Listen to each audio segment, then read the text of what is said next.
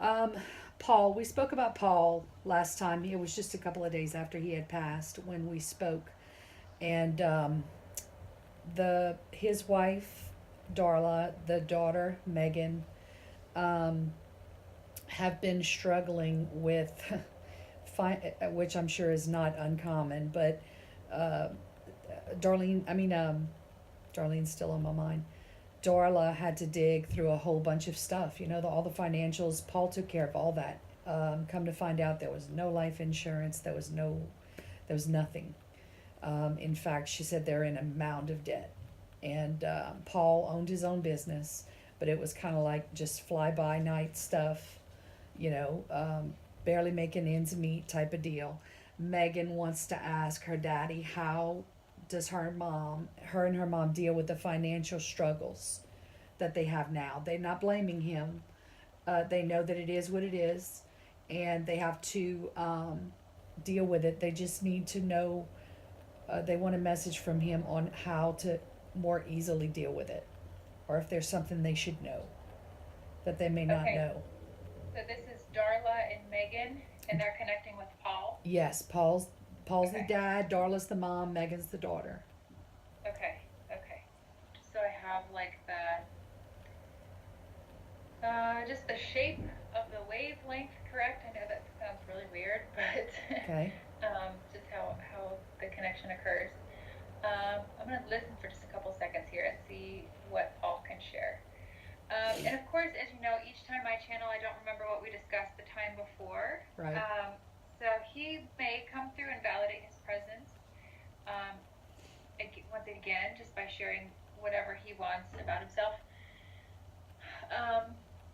He's a high energy person as he comes through. He's really showing like restoration. I need to show like restoration. He's very high energy, very happy soul. He feels as though he had a systemic illness before his passing, like cancer or leukemia or some sort of like infection, something that affected all of him. And I feel like it was it's the feeling of like something came on very quickly or spread quickly. It's like it got out of control before we could control it. Do you see what I mean with that? It's like that's the feeling he's giving me, is like feeling overpowered or overtaken by it before getting it under control. Uh, So it just feels like it also feels like it took his voice. He says like could he not speak or communicate before he passed also? he had a massive heart attack. Okay, So that makes sense. if he did, yeah, so he couldn't speak right away because he never regained consciousness, and it was sudden. Okay, okay. That seems like because he's showing like the way that he transitioned or his illness, his health before his transition. It feels like this massive wave takes over and like takes control before he can even like become aware of what's happening. And then he says it took my voice. Like that's how he, in his words verbatim, like it took his voice, it took his ability to speak or communicate. Um, so he's funny though. He wants to go into the quantum mechanics of why these things take over from the spiritual side of things to the physical, which is like he kind of wants to teach, like Eric does. Yeah. Um, he's just being really interesting about it. Um,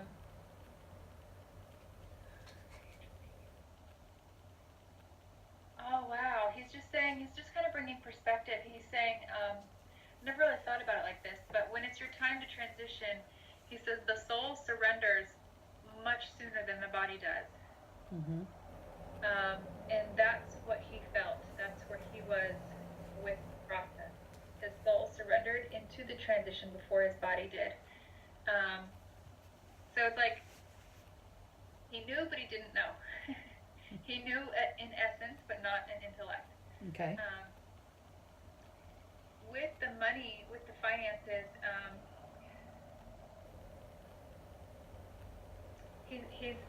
he shows he understands that things are kind of, in his words, a mess. Um, it's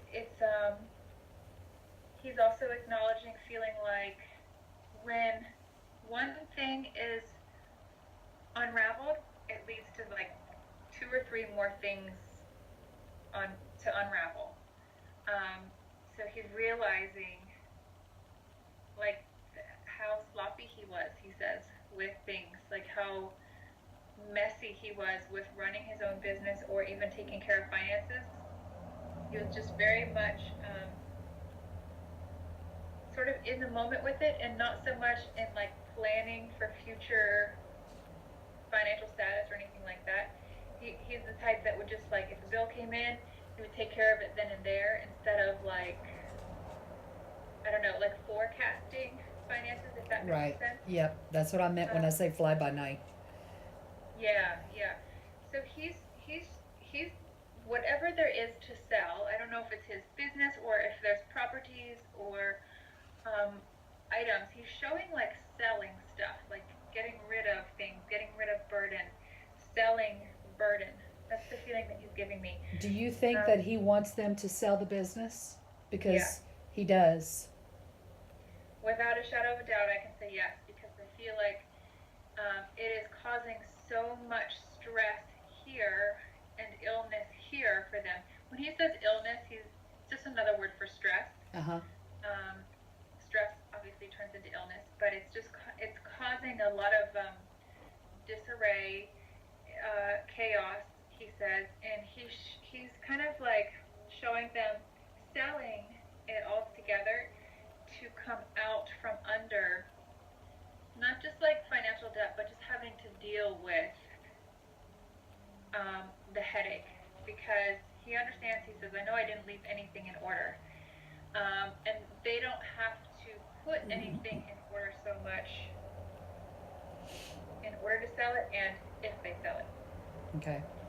He wants them to relieve themselves of the financial burden of maintaining it, because it also feels like whatever their business is, or his business was, it feels like he was the one that primarily had passion for it, or was keeping it going, like he was the generator behind it, and they don't have to uphold it just to honor my legacy, he says.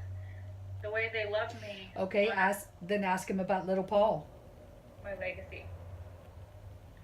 So, okay. This is what I keep hearing over and over. I don't know who little Paul is. I would assume it's his son or somebody that was named after him. But he's saying, like, relief of obligation. So, I don't know what that means, but I asked him if he can address little Paul. The first thing he says is relief of obligation. Like, don't hold yourself obligated to things that I don't hold you obligated to. Because a lot of times we make it up in our heads, he says, of, I have to continue this, I have to carry this on because this is what my dad would want. That's exactly what we feel. We feel like he doesn't have the love that his dad had of it, but he wants to do it for his dad. Right, and his dad understands that.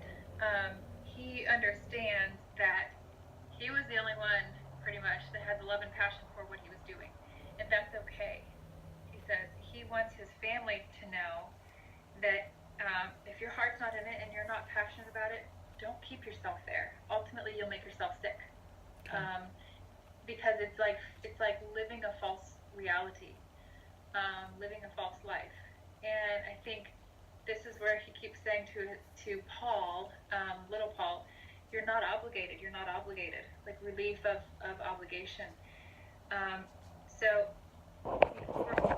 remind him again. He says, remind him often that the best way he can serve my legacy or uphold my legacy is in the ways that he talks to me, in the ways that we continue love between us, not in the things that he does, but just by his way of being. He's funny. He says, if our legacy lived in the things that we did or in our doing, we'd all be in trouble. Yeah, no kidding. Because we change our minds so often. So he says, if our mind-identified state is where we're connecting to essence and perpetuating our love, again, we would all be in trouble because our minds change and shift so quickly. It's not grounded energy. It's not real. Our essence is.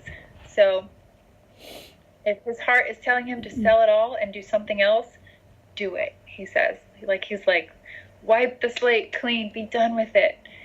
So, because he sees that it's a major burden, it's heavy to carry. Mm-hmm. So hopefully that makes sense. Yes. And resonates. Yes. And I know the answers to these, but I'll mention them anyway because Megan asked me to. She wanted to know if her dad hears her when she speaks out loud to him, which we both know yes. Okay.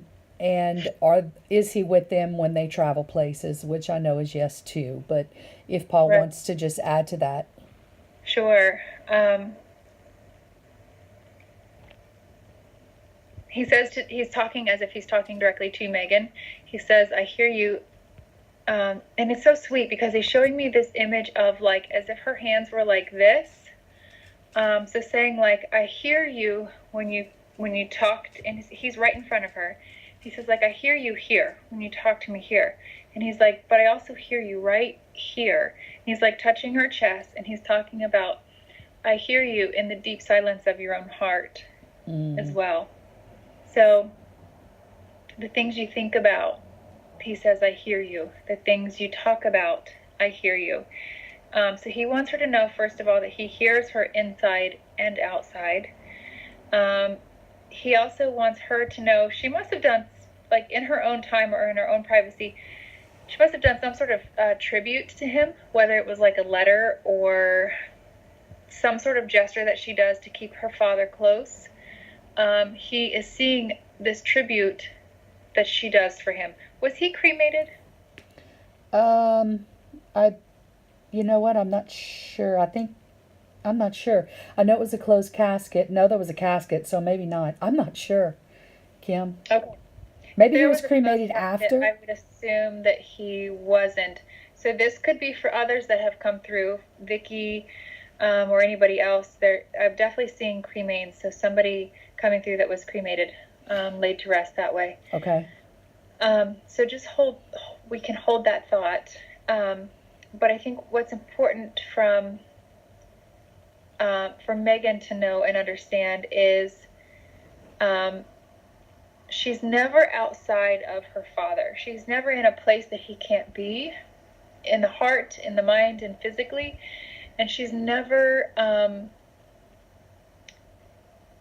he just keeps repeating that over and over. He's like, please tell her that she's never in a place where I can't be.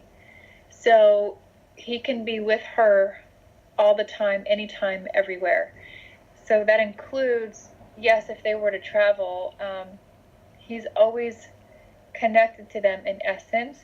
And I think they're going to be traveling soon. It feels like they're taking a trip, like a family trip or like a getaway sort of restoration kind of intention behind it. Like just like let's get away and restore and that sort of thing. So it's funny though, he says to tell them when they do this not to feel guilty for feeling good, because it's like they want to do this, they want to feel better and feel good and happy or relaxed, but then they go back to feeling guilty, like I shouldn't feel good or happy because he's not here. He doesn't want them. He should have been very proud of them on his funeral day, because let me tell you, those two played the music that he loves, and they just laughed and cut up, and everybody had a great time for the day we laid him to rest. We had a 30 or 40-minute drive from the chapel to the burial site, and we all, since he owns a car audio shop, we all had our windows down and played rock music all the way. Oh, how nice. Yeah. How nice. He's just tapping on his heart when you talk about that. That's his way of just saying, like, he feels honored. Oh. He feels honored. So, know that he, okay, this may be something that you know, or maybe something that you just pass along and figure out once you talk to them. But there's also a connection to the number 6. So the month of June, or the number 6 having some significance to him or his family. I don't know where the 6 comes in. Birthday or anniversary, either in June or on the 6th of a month. There's some significance here. Okay. So again, this is something maybe they can help place. And then I also feel like he's acknowledging a dog that's with him. So I don't know if you would know this, if they had a dog at some point that transitioned over, because there's a dog with him. They've always had animals, so, Oh, okay. and they've always had cats and dogs, so it could be one of their past Who's canine. who's who's Larry? Or is there like an L initial? It's like L. I keep seeing L. Like Uh, Larry. they call his son LP, Little Paul. Okay. Oh. Um. I don't know. That doesn't really resonate very strong. He's definitely drawing an L initial, circling it, drawing an L over and over. Um, Sometimes they'll say a name just to get the initial out, like Larry or Jake to get the J. Um, so this is what I would say. I definitely heard and saw the full name Larry. Uh-huh. And he's circling the L. So this is what I would say. Pass that along to them. If they know somebody by that name, it's his way of showing that he's connected to that person. If not, then I would just say it's his way of connecting to the L initial. Okay. The only way that this would ground with his son, LP, would be is his son. Let's see here. Okay, so I know we already talked about giving him guidance with like selling stuff, but aside from that, is his son like struggling? And not just because his father passed, but it feels like just in general with like what to do with his life, where to go, cultivating relationship, money always feels like a hard thing. It just feels like in general, he's, I hate to say it like this, but this is the verbiage that Paul is giving me, so I have to honor what he says. It's almost like little Paul feels aimless with his life right now, like he feels lost. And again, of course, possibly losing a loved one can make you feel that way, but it has nothing to do with the loss of his father. I think just in general, he's kind of like, okay, what do I really want for myself? What do I want out of a relationship for myself? Where do I, finances, kind of like feeling like getting life in order, and feeling like he's like firing shots at nothing. Mm-hmm. So like trying something and it falls through, trying something else and it falls through, like that kind of feel. So it's important for him to really, this is from his father, like stop what you're doing and take care of yourself, take care of your needs and your wants, so that you live from a place of passion and desire and not obligation. To do what you desire because you're passionate about it and not obligated. Because I think his son feels like sometimes he's like in a vice. So Okay. I would just pass that along to him as well if you can, if he's open to it. Yes, he is. They all are. Okay. Yep, I'll definitely pass the message along. And And I would does little Paul, like, this is what I'll say. Paul is showing me being interactive, in a playful manner, and I feel like it's little Paul is either seen this or aware of this or is going to be experiencing this. Such an interesting reference. He's so specific. So I understand what he's saying symbolically. I don't know if it translates literally, but he's showing me, this is the image that he's showing me. I see little Paul, like he's at home, like just in his own space. And there's this balloon floating around, like an actual balloon. And his father is playing with it and moving it. And little Paul going, oh my gosh, is that my dad? Like, how's that happening? Is that moving? Is that my dad? So what this means symbolically is little Paul, knowing when his father is present and being interactive and playful and going, oh my gosh, is that my dad? Could that be my dad? So to trust that interaction. And the balloon, I think, is just symbolic for like playfulness, playful nature. So you could encourage Paul just, I guess, to be open and aware and mindful of when this is happening. Okay. Because his father's trying to validate this connection already happening. Okay. He feels like too, and I don't know where this comes in, but in his transition, he feels as though he was assisted through his transition. Does that make sense? Like assisted through by whom? Like he feels like loved ones or people close to him. It's almost like he feels like assisted and supported when he was ready to go. When he was ready to go. Yeah, his wife kept telling him, she kept whispering, it's okay to let go. It's okay. Okay. Yeah, that's what he's showing, like being assisted through his transition or supported through it. This was huge. Like this was huge, not only for him, like having that guidance and that assistance, but also realizing like the bravery and courage it took her in that moment. But I think for her to reflect back, she's not going to say that she had to be brave to do it. I think it was, she couldn't possibly imagine herself anywhere else. Like of course you would do that for your loved one. Who wouldn't? Right. But there is a level of bravery that he's acknowledging for her to be able to do that. She'll be happy to hear that. He's just saying, I can't thank her enough for that. She gave me life in a whole new way, he says. And he's just hoping that she can come to see that as well and not feel remorseful on any level. Okay. So he just keeps repeating that. She gave me life, and she gave me life, he says. Oh. So, very sweet. Well, thank him for me for giving those words of encouragement. And Megan and Darla and little Paul will all be happy to hear that. Sure. And he's saying for you, like to you, for you, he's so sweet because he says, you're one of those people that holds space for everybody else. Mm-hmm. And he goes, you know what we call those people? Angels, he says.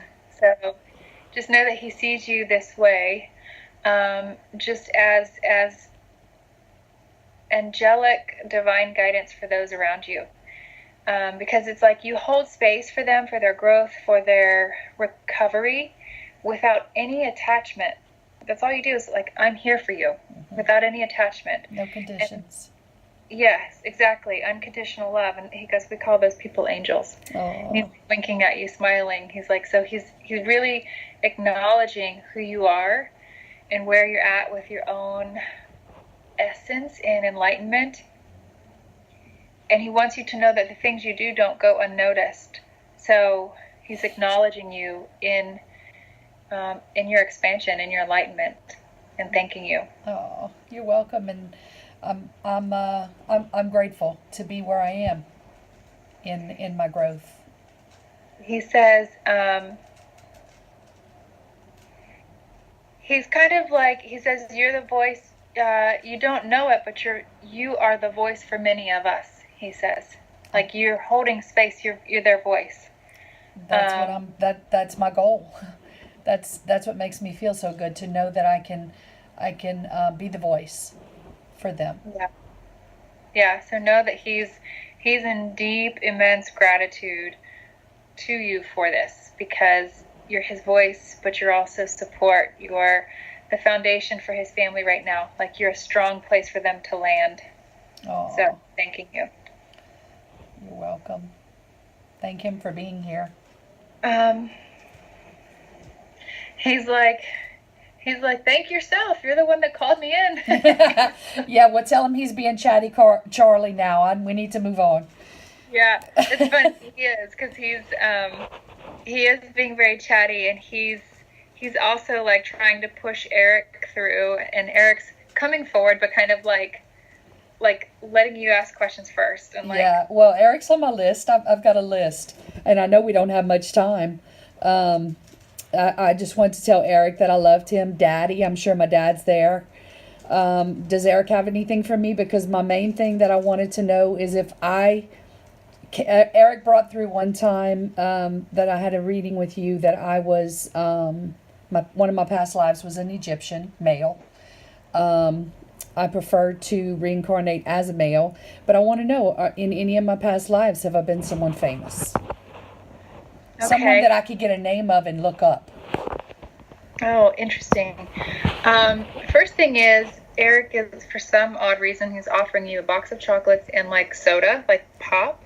Okay. And he's like, let's party. Like, I don't know what that means. He's just like, let's pig out and let's party. He's being really good. Well, he knows me well. I love chocolate. And Coca-Cola is one of my favorites. Oh, how funny. So there's that. When it comes to looking you up as someone famous, okay. Wow, I didn't expect that. He puts his hand up and he whispers to you. He's like bouncing his eyebrows and he's winking. He says, Cleopatra. Does that ring a bell? Come on. So, and this is going to be a self-worth thing for you to get over. He says. Oh yeah. When you can accept and align in essence, then you'll feel it. You'll go back into like the remembrance of yourself as that. So he's pushing you. He's going, look it up, explore it. Yeah. Look it up, explore it. Like find out everything you possibly can about it, and see how it feels for you. And even he's showing you like meditate on that in acceptance, so that you can be shown your life as Cleopatra. He's very insistent on this for you, and sharing this with you, and showing this to you. So your ability to accept this lies in your self-worth, he says. And he wants you to work on this. He wants you to work on accepting yourself as a great, like the greats, a great. Yeah.